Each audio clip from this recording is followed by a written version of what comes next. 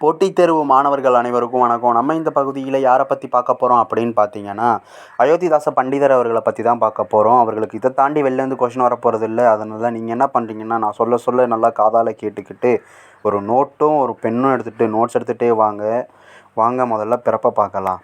மே 20, 1845 பிறந்திருக்காரு. இறப்பு பார்த்தீங்கன்னா மே 5, 1914.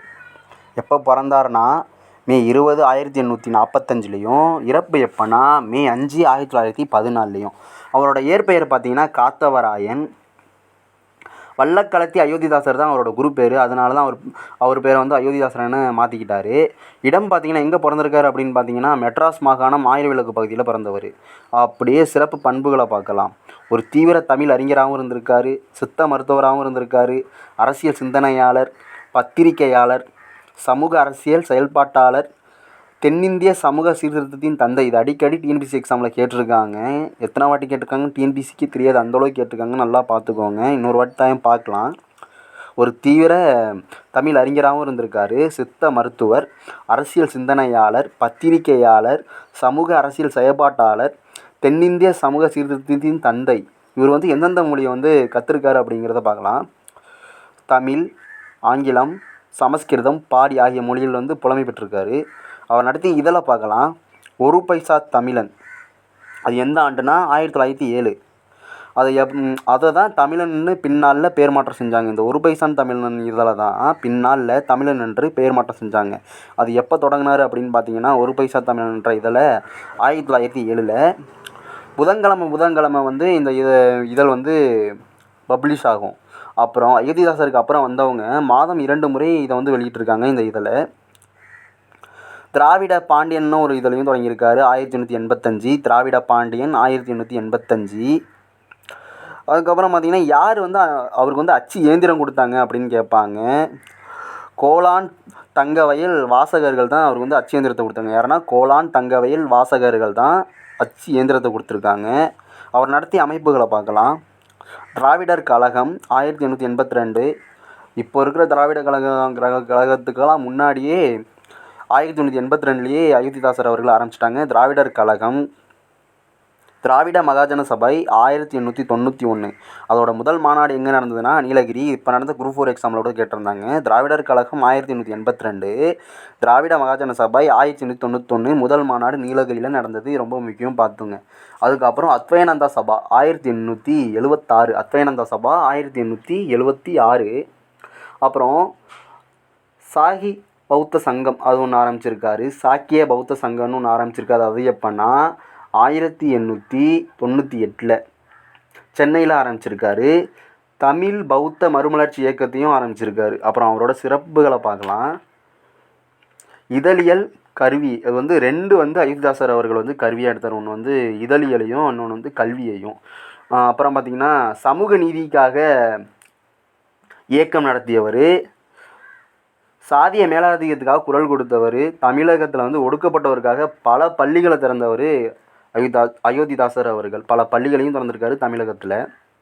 ஒடுக்கப்பட்டவர்களை சாதி பேதமற்றவர்கள் என்று அழைக்க சொல்லி வலியுறுத்தியிருக்காரு. எப்படி சொல்லியிருக்காருன்னா, ஒடுக்கப்பட்டவர்களை சாதி பேதமற்ற திராவிடர்கள் என கூறணும் அப்படின்னு சொல்லியிருக்காரு. சென்னை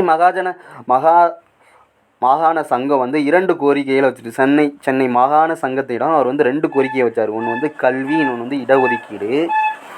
அதில் தான் இந்த பஞ்சமி நிலங்கள் வந்து கொடுத்துருக்காங்க. அவர் வச்சு இந்த கோரிக்கையின் பேரில் தான் அதுக்கப்புறம் பஞ்சமி நிலங்கள் வந்து கொடுத்துருக்காங்க. தீண்டத்தகாதவர்கள் இந்துக்கள் அல்ல என்றும் கூறியிருக்காரு. பகுத்தறிவு கருத்துக்களுக்கு வந்து முன்னோடியாக பெரியாருக்கு வந்து 2 பேர் விளங்கியிருப்பாங்க. அவங்க யாருன்னு பார்த்தீங்கன்னா, தங்கவயல் அப்பாதுரை அவர்களும் அயோத்திதாசரும் வந்து பெரியாருக்கு வந்து பகுத்தறிவு கருத்துக்களுக்கு முன்னோடியாக விளங்கியிருப்பாங்க. இது ரொம்ப முக்கியம், பார்த்துங்க. தேசிய சித்த மருத்துவ ஆணையம் செப்டம்பர் 3, 2005. தேசிய சித்த மருத்துவ ஆணையம் வந்து எப்போன்னா செப்டம்பர் 3, 2005லையும். அவரோட படைப்புகள் வந்து நாட்டுடைமையாக்கப்பட்டிருக்கு. அவர் எழுதிய நூல்கள், புத்தகங்கள் எல்லாமே நாட்டுடைமையாக்கப்பட்டிருக்கு. அது எந்த ஆண்டுனா 2008. தேசிய சித்த மருத்துவ ஆணையம் வந்து செப்டம்பர் 3, 2005லையும். படைப்புகள் எல்லாம் நாட்டுடைமையாக்கப்பட்டது. அது எப்போன்னா 2008லையும். அஞ்சல் தலை வெளியிட்டிருக்காங்க. இந்த அஞ்சல் தலைங்கிறது முக்கியம். இவருக்கு மட்டும் இல்லை, அஞ்சல் தலை யார் யாருக்கு வெளியிட்டிருக்காங்களோ அந்த தலைவர்கள் எல்லாரும் கமெண்ட் பண்ணி படிச்சுக்கோங்க. ஏன்னா எக்ஸாமில் கேட்பாங்க. அஞ்சல் தலை வந்து இவருக்கு எப்போ வெளியிட்டிருக்காங்க அப்படின்னு பார்த்தீங்கன்னா அக்டோபர் 21, 2005. இன்னொரு வாட்டி இதை வந்து பார்த்துடலாம் வாங்க. தேசிய சித்த மருத்துவ ஆணையம் செப்டம்பர் 3, 2005. படைப்புகள் எல்லாம் நாட்டுடைமையாக்கப்பட்டது எப்போன்னா 2008. அஞ்சல் தலை எப்போ வெளியிட்டாங்கன்னா அக்டோபர் 21, 2005 அஞ்சல் தலை வெளியிட்டிருக்காங்க. அவரோட படைப்புகளை பார்க்கலாம். இந்திர தேச சரித்திரம், புத்தரது ஆதிவேதம், புத்தர் சரித்திரப்பா, திருவள்ளுவர் ஔவையின் படைப்புகளையும் வெளியிட்டிருக்காரு.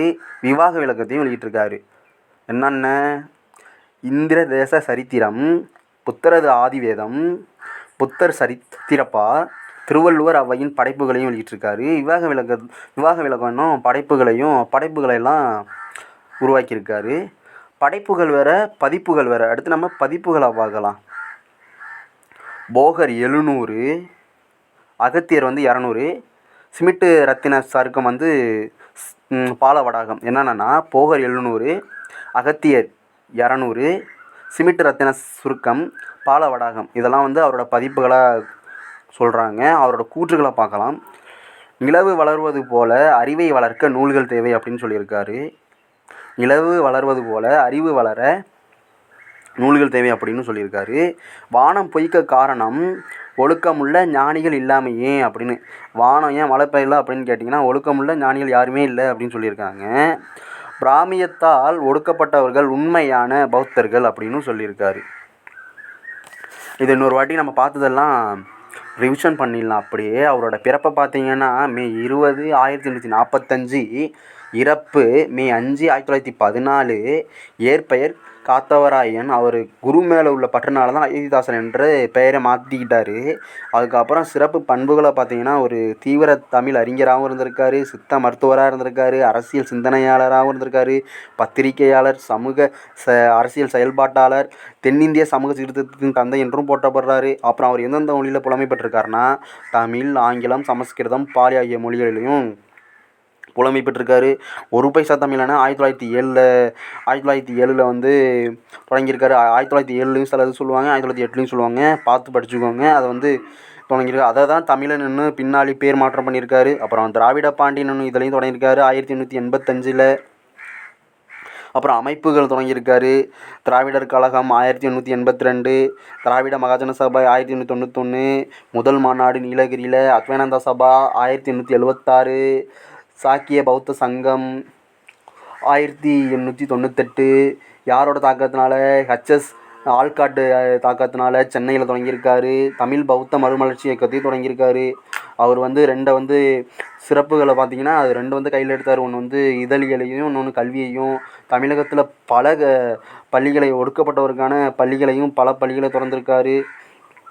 இதுபோல் அவரோட சிறப்புகளை வந்து நம்ம சொல்லிக்கிட்டே போகலாம். அப்புறம் இடஒதுக்கீட்டையும் கல்வியையும் வந்து வலியுறுத்தி கேட்டிருக்காரு. இவரனால தான் இந்த பஞ்சமி நிலங்கள் வழங்கப்பட்டிருக்கு.